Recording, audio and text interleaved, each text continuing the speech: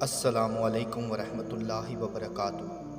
دوستو، جیسا کہ ماہ رمضان المبارک میں اللہ تعالیٰ نے روزوں کو ہم پر فرض کیا اور انہی روزوں کے متعلق قرآن مجید میں بہت سی آیات اور اسی طرح انہی احکام کے متعلق بہت سی احادیث مبارکہ بھی موجود ہیں۔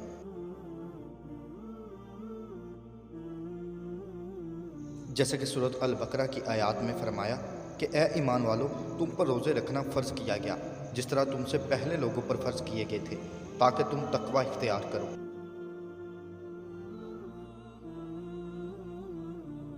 اسی طرح روزوں کی فرضیت کے اوپر صحیح مسلم میں ایک ڈیٹیل حدیث جس میں حضرت عبداللہ بن عمر رضی اللہ عنہما بیان کرتے ہیں کہ مجھے میرے والد عمر بن خطاب رضی اللہ عنہما نے بتایا کہ ایک دن ہم رسول صلی اللہ علیہ وآلہ وسلم کی خدمت میں حاضر تھے کہ اچانک ایک شخص ہمارے سامنے نمودار ہوا اور اس کے کپڑے انتہائی سفید اور بال انتہائی سیاہ تھے۔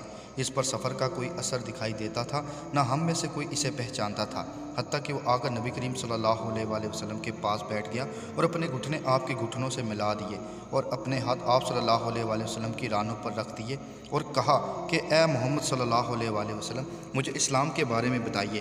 رسول صلی اللہ علیہ وآلہ وسلم نے فرمایا، اسلام یہ ہے کہ تم اس بات کی گواہی دو کہ اللہ تعالیٰ کے سوا کوئی عبادت کے لائق نہیں اور محمد صلی اللہ علیہ وآلہ وسلم اس کے رسول ہیں، نماز کا اہتمام کرو، زکوٰۃ ادا کرو، رمضان کے روزے رکھو، اور اگر اللہ کے گھر تک راستہ طے کرنے کی استطاعت ہو تو اس کا حج کرو۔ اور اس نے کہا، آپ نے سچ فرمایا۔ حضرت عمر رضی اللہ عنہ نے کہا کہ ہمیں اس پر تعجب ہوا کہ آپ سے پوچھتا ہے اور خود ہی آپ کی تصدیق کرتا ہے۔ اس نے کہا، مجھے ایمان کے بارے میں بتائے۔ آپ نے فرمایا، یہ کہ تم اللہ تعالیٰ اور اس کے فرشتوں، اس کی کتابوں، اس کے رسولوں اور آخری دن یوم قیامت پر ایمان رکھو اور اچھی اور بری تقدیر پر بھی ایمان لاؤ۔ اس نے کہا، آپ نے درست فرمایا۔ پھر اس نے کہا کہ آپ مجھے احسان کے بارے میں بتائیں۔ آپ صلی اللہ علیہ وآلہ وسلم نے فرمایا، یہ کہ تم اللہ تعالیٰ کی عبادت اس طرح کرو گویا تم اسے دیکھ رہے ہو، اور اگر تم اسے نہیں دیکھ رہے تو وہ تمہیں دیکھ رہا ہے۔ اس نے کہا، تو مجھے قیامت کے بارے میں بتائیں۔ آپ نے فرمایا، جس سے اس قیامت کے بارے میں سوال کیا جا رہا ہے وہ پوچھنے والے سے زیادہ نہیں جانتا۔ اس نے کہا، تو مجھے اس کی علامات بتا دیجئے۔ آپ نے فرمایا، علامات یہ ہیں کہ لونڈی اپنی مالکہ کو جنم دے، اور یہ کہ تم ننگے پاؤں ننگے بدن محتاج بکریاں چرانے والوں کو دیکھو کہ وہ اونچی سے اونچی عمارتیں بنانے میں ایک دوسرے کے ساتھ مقابلہ کر رہے ہیں۔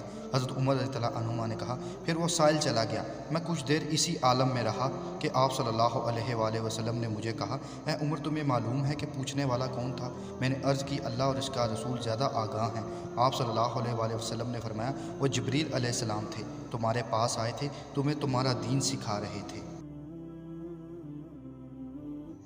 دوستو، جیسا کہ سورۃ البقرہ کی آیت اور صحیح مسلم کی حدیث سے روزوں کی فرضیت اور اسی کے ساتھ ساتھ دین اسلام کے بنیادی عقائد کا بھی ہمیں پتہ چلتا ہے،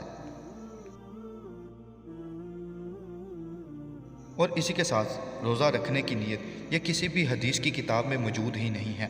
الٹا آپ اس کے ترجمے سے ہی اندازہ کر لیں، اور میں ماہ رمضان کے کل کے روزے کی نیت کرتا ہوں، اور جیسا آپ صبح سحری میں روزے کی نیت سے ہی جاگتے ہیں، اور نیت بھی دل کا ارادہ ہوتا ہے، اس کے لیے یہ دعا کسی بھی حدیث میں ثابت ہی نہیں ہے۔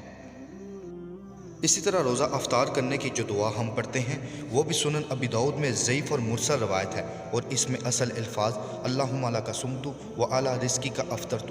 اس میں معاذ بن زہرہ تابعی آپ صلی اللہ علیہ وآلہ وسلم اور اپنے درمیان بغیر واسطہ بتائے حدیث بیان کر رہا ہے، اس لیے امام ابو داؤد نے اسے مرسل روایت کہا اور ضعیف بھی۔ اور اسی طرح جو اصل دعا وہ بھی سنن ابی داؤد میں موجود ہیں، اور وہ دعا یہ ہے، ذہب الظمأ وابطلعت العروق وثبت الاجر انشاءاللہ۔ اور یہ روزہ افطار کرنے کے بعد کی دعا ہے کہ پیاس مٹ گئی اور رگیں تر ہو گئی اور انشاءاللہ ثواب ثابت ہو گیا۔ اس کے علاوہ روزہ افطار کرنے سے پہلے آپ بہت ساری دعائیں جو آپ کو آتی ہیں وہ پڑھ سکتے ہیں۔